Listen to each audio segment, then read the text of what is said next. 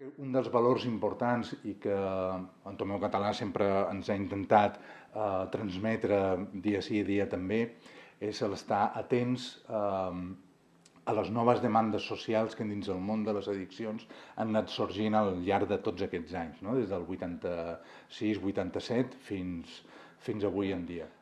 De l'any 87, que teníem un sol programa per atendre totes les necessitats que venien a les nostres seus, doncs ara mateix tenim 25 dispositius per atendre no només el perfil clàssic de toxicomania, sinó que hem anat obrint totes aquelles portes que ens permetien de qualque manera accedir a donar un tractament de qualitat i a més específic i especialitzat per a aquells perfils que durant aquests anys han anat sorgint. No?